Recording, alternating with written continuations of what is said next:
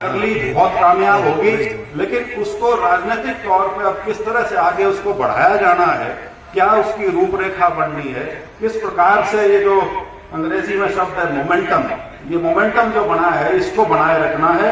और इसी के लिए आप सबका जो सहयोग है उसकी दरकार है। और इसी विनती के साथ मैं एक बार फिर से आप सबका बहुत आभार व्यक्त करता हूं। और चौधरी साहब का खास तौर पे, जिनमें ये दूरदृष्टि भी थी, 52 साल का तजुर्बा भी था और लोगों की नब्ज भी पता थी कि जो तुम सोच रहे हो ऐसा नहीं है। जब हम मैदान में जाएंगे तो हमारे बहुत साथी हैं जो अपने घरों से निकल के हमारे समर्थन में आएंगे, हमारे सहयोग में आएंगे। एक छोटी सी कहानी सुना दूं मैं, जाना तो भागवत की वाली। अभी कुछ दिन पहले खांडा अपना जो है काम नानंद का, उसमें अपने मोहन भागवत जी आए थे। ये आरएसएस के सबसे बड़े जो सर संचालक बोलते हैं, उन्होंने भाषण दिया वहां पर। वो भाषण में एक कहानी सुनाई, तो कहानी सुनाऊं आप सबको ये बताने के लिए कि हमारी स्थिति क्या होगी थी। उनका संदर्भ तो था कि वो देश की बात कर रहे थे कि 800-900 साल कुछ ऐसी परिस्थितियां बन गई थी कि हमारे अंदर कमजोरी आ गई थी बहुत भारी। तो कहानी सुनाते हैं कि गडरिया था, तो गडरिया अपने भेड़ों को लेकर जंगल में गया हुआ था चराने के लिए। तो उसको वहां जंगल में एक बहुत छोटा सा शेर का बच्चा लावारिस मिला। उसने उसको देखा, बेचारा ठंड में लेटा हुआ था, कुछ खा भी नहीं रखा था और कोई आसपास ऐसा नजर नहीं आ रहा था कि उसकी कोई रखवाली करने वाला हो। तो उसको उठा के वो अपने साथ ले आया और जो उसकी भेड़ बकरियां थी उनके साथ वो शेर का बच्चा करना शुरू हो गया। समय बीतता चला गया, वो जवान हो गया, लंबा चौड़ा शेर हो गया, लेकिन स्वभाव जो था उसका वो बकरियों वाला बन लिया। वो बकरियां वाला भेड़ा में खेला करता, उन्हीं के साथ खाया पिया करता।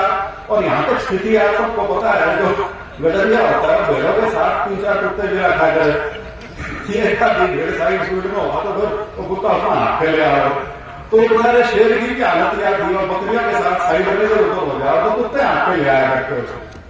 तो एक दिन एक बड़ा शेर वहीं से कहीं से निकल रहा था, उसकी नजर पड़ी और वो सोचा आज तो खाना बड़ा बढ़िया हो गया, तो नरी भेड़ है, एक आदमी जरूर ले जाऊंगा यहां से। फिर उसने देखा भेड़ों के बीच में तो एक जवान लंबा तगड़ा शेर खाने लग रहा है, तो वो झिझक गया। उसने सोचा मेरे से पहले कोई आ रहा शिकार करने यहाँ तो वो उनको देखता चला। फिर उसका समझ में आया कि कहानी तो कुछ और है, यो में खा नहीं आ रहा है, तो उनके साथ चल रहा है, तो उनका साथी है।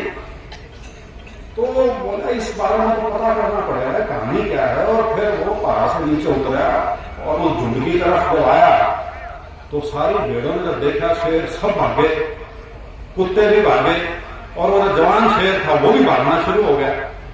और बड़े शेर ने जाकर वही दबोचा, जब उसको दबोचा तो डर गया। यूं बोला मेरे पर कोई गलती नहीं हुई, मना माफ करो। यूं बोला तू बाप कैसे क्या कर रहा है? कहता कि बस मेरे को बख्श दो, मैंने कुछ नहीं करा। बोला मैं कैसे बात करना चाह रहा हूं, तू डरा हुआ है ना? कहता ना मना ना खाइयो, मैंने कुछ नहीं करा। तो उसको शेर को समझ में आती है कि तो बकरियों के साथ पढ़ के कमजोर हो गया, ठीक नहीं रह रहा। तो उसको अपना साथ ले जाता है एक तालाब के पास। वो बोलता अपनी शक्ल देख, वो अपनी शक्ल देखता है, कहता मेरी देख। वो फिर उसकी शक्ल देखे, कहता एक दिन बकरियां ने देख, तो बकरियां ने देखे। तू बता तू समझ में आई तू कौन है? बोला जो भी हूं मान लो ना। बोला बेवकूफ आदमी, तू शेर का बच्चा है, तू बकरियों में पल रहा है, तो कब तक समझ में नहीं आई तू और मैं एक जैसे हैं? यूं बोला दहाड़ के दिखा। तो जो वो दहाड़ा तो उसकी छोटी सी आवाज निकली, बिल्ली टाइप, बिल्ली की म्याऊं सी। शेर दहाड़ते हैं ऐसे ही आवाज आते, दिखाया। मैं बोला तू कर। जब उसने हिम्मत करके दहाड़ा तो वही जवान शेर की आवाज निकली, पूरे जंगल में रोड़ा मचा। और फिर वो बोला तू ठीक है, ये तेरी भेड़ के साथ तो पड़ा है, मैं तेरे को इनसे ये नहीं कहूंगा कि तू ना खा ले, लेकिन अब तू इनको छोड़ और अब तू मेरे साथ चल, क्योंकि तो शेर का बच्चा है, अपना तो राज करना है जंगल पर, यहाँ बकरियां के साथ नहीं आना। तो अपनी स्थिति बकरियां वाली हो रही थी। एक ऐसी परिस्थिति में रह के हमको ये महसूस होना शुरू हो गया था कि जिन बकरियों के बीच में हम रह रहे हैं हम भी उसे बोलिए, और जो जोर है सारा वो निकल गया, वो खत्म हो गया।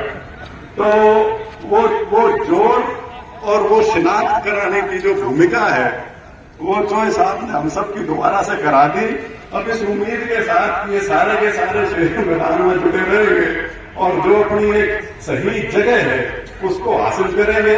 एक बार पुनः आपका बहुत बहुत आभार, धन्यवाद।